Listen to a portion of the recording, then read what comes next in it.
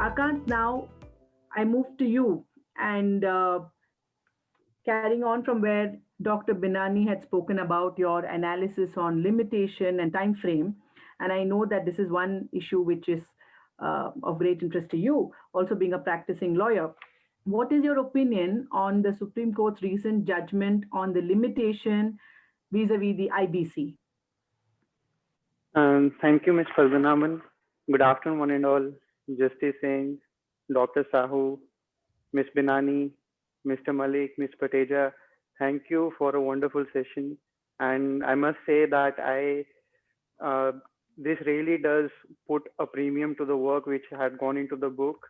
And like Ms. Pateja said, we had talked so much over the phone. I had pestered her a lot about that when will we be done with this.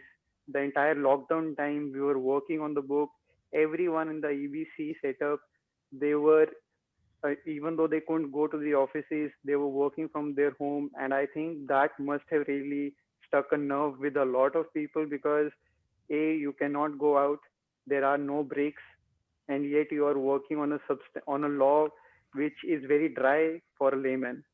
And for a reader, that must have really been a very tough task. Thank you, Ms. Pateja and the team. And Mr. Malik, he and Mr.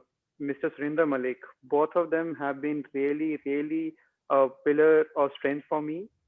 I had written one paper which Mr. Malik had edited. He guided me throughout the process, Surinder Malik ji. So it was never, there's not even an iota of doubt to my mind that if I really need to put the work out, then Mr. Malik's blessing is definitely required. And I think he is one of the reasons the way writing skills have dramatically differentiated from what I used to earlier do. I hope this gets reflected in the work which is out there right now. And proceeding with the question that you've asked, the question right now before the apex court is about acknowledgement of debt. So the Supreme Court has been very vociferously saying that a default, if had taken place in 2011 or 2012-13, that cannot be brought before the NCLT under IB code because the 3-year limitation period has to sustain even though the code came into effect in 2016 December. So if the date of default is 2012, then 2015 is the year that is the maximum you could bring the case under. But there are many instances, for instance, a debtor is approached for settling. In that circumstance, people have evoked Section 18 of the limitation law. Now, 238A of the IB Code mentions that the provisions of Limitation Act will apply. If that were to be the case, then Section 18 will also get applied, which says that in case of an acknowledgement, the date of default renews. The latest judgment of Babulal Vazdar, the Supreme Court was again confronted with similar facts. 2011 default was there. Now the creditors had said that there was an OTS offer from the debtor. That has renewed the date of default. Thereby, our cause of action is well within the law of limitation of 3 years. Now, the Apex Court formulates a specific question to this effect that whether Section 18 is applicable to the proceedings under IB Code. And if I may quote from the findings of the Apex Court, there is no conclusive reply to that. The court has not stated that no Section 18 is applicable or not.